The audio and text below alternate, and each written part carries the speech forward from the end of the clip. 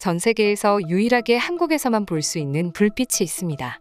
한국인들에겐 너무 당연해 잘 모를 수도 있지만 미국에서 오랜 시간 지냈던 CNN 특파원 그레이 씨는 한국에 도착하자마자 보인 한국의 모습이 매우 충격적이었습니다.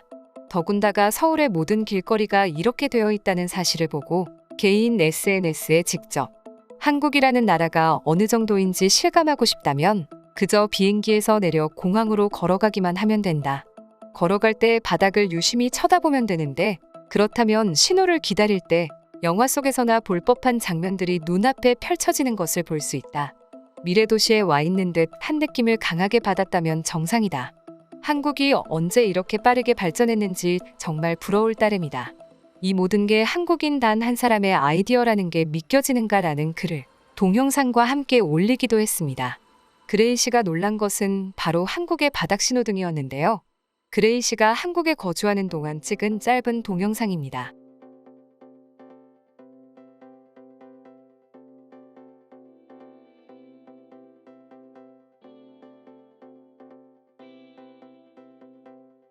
Look at that.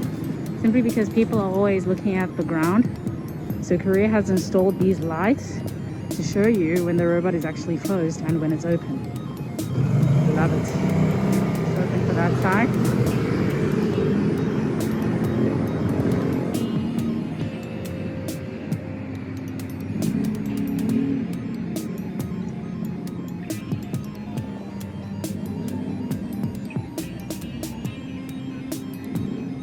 해당 내용은 미국인들의 많은 관심을 받게 되고 요청에 의해 CNN의 특집 방송으로 나가기도 했습니다. 사실 신호등은 나라마다 아주 각기 다른 모습을 하고 있습니다. 전 세계 다양한 나라가 적게는 수백억, 많게는 조 단위로 보행자를 안전을 위해 신호등 개발에 나서고 있습니다. 이러한 다양한 나라들은 자국의 센스 있는 아이디어 신호등을 자랑스러워하며 해외로 홍보하기도 하는데요. 그러나 얼마 전 CNN에서의 한국 바닥 신호등의 특집 방송이 공개되고 나자 어떻게 한국인 단 한 명이 저런 아이디어를 낼 수 있었냐 극찬하며 동시에 해외 여러 나라의 아이디어 신호등 상품은 그저 장난감 같은 모습이 되어버렸습니다. 잠시 다른 나라의 재미있는 신호등을 살펴보자면 독일의 신호등에는 주먹코에 모자를 눌러 쓴 귀여운 신호등 캐릭터가 그려져 있습니다. 이름은 암펠만으로 옛동독에서 교통사고를 줄이기 위해 만들어낸 캐릭터입니다. 교통심리학자 칼 페글라우가 디자인한 암펠만은 재밌는 모양으로 신호등에 눈길이 가기 때문에 상용화 이후 교통사고율이 크게 줄었다고 합니다. 또한 14년도에 개발됐던 특별한 신호등이 또 있는데 바로 게임 신호등입니다.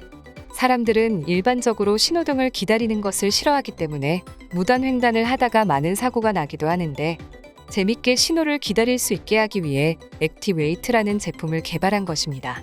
빨간 불일 때 건너편에 있는 사람과 핑퐁 게임을 할 수 있도록 하는 제품입니다.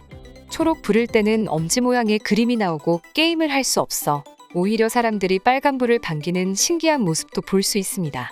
중국의 신호등은 크게 두 가지 특징이 있습니다. 첫째, 보행자 신호등이 아니라 차량 신호등에도 남은 시간을 표시해준다는 점입니다. 남은 시간이 표시되어 무리한 진입이나 꼬리물길을 막을 수 있다는 장점이 있습니다. 두 번째, 신호등이 다른 나라의 신호등에 비해 커다란 편입니다. 멀리서도 신호가 잘 보이게 만들었습니다. 대만의 신호등 캐릭터는 초록불이 되면 걷기 시작합니다.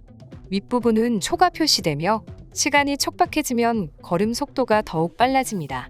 마치 신호가 급해 뛰는 사람들의 모습을 연상시키게 한 것입니다.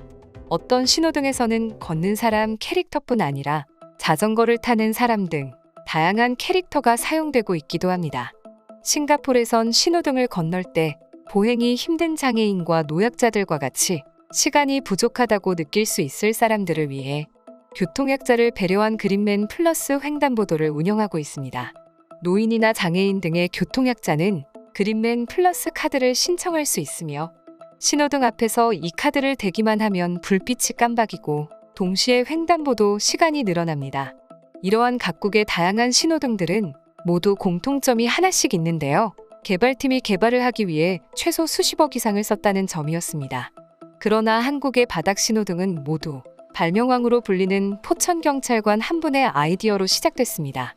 포천경찰서 경무과장인 유창훈 경찰관과의 단독 인터뷰 내용입니다. 바닥 신호등을 언제, 어떻게 개발하게 되셨나요?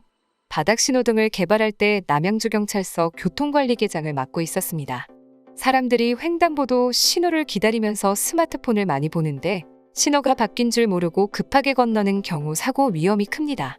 이러한 사고 위험을 어떻게 줄일 수 있을까 고민하던 중 마침 한국교통안전공단에서 신호등을 개발하고 있다는 사실을 듣고 프로젝트에 참여하게 됐습니다. 교통 담당 경찰의 안목으로 바닥 신호등이 실제 현장에 쓰일 수 있도록 도움을 줬습니다. 바닥 신호등 설치 후 보행 대기 환경의 안전성이 30%가량 개선됐습니다. 경찰을 천직으로 살았는데 어떻게 이런 발명 아이디어를 내는지 궁금합니다. 공직자를 행정 서비스 공급자라 하고 일반 시민을 수요자라고 가정했을 때 공급자 중심 사고로 일하면 절대 수요자에게 만족을 줄 수 없습니다.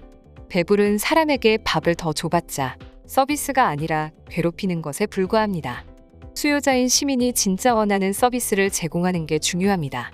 항상 후배들에게도 수요자 입장에서 가려운 곳을 찾는 게 핵심임을 가르치고 있습니다. 또 다른 발명 아이디어는 없나요?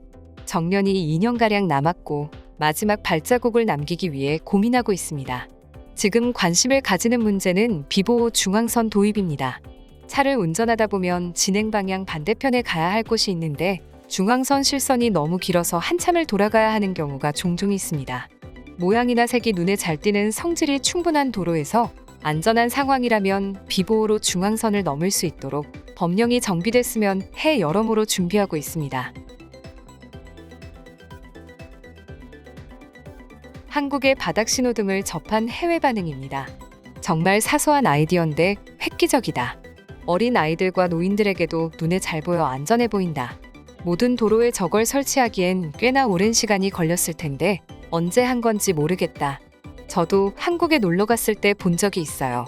잠실타워에서 내려다보면 블록블록마다 바닥 신호등 불빛이 깜빡이는 걸 볼 수 있는데 정말 아름다웠습니다. 한국만큼 발전한 나라가 어디 있을까 싶어요. 한국인들의 천재성은 알아줘야 한다. 우리나라도 도입하면 좋을 듯하다. 밤에도 잘 보이고 말이다. 한국에 가야 할 이유가 또 생겼다. 술 먹고 취해서 무단횡단 할 일은 없을 것 같네요.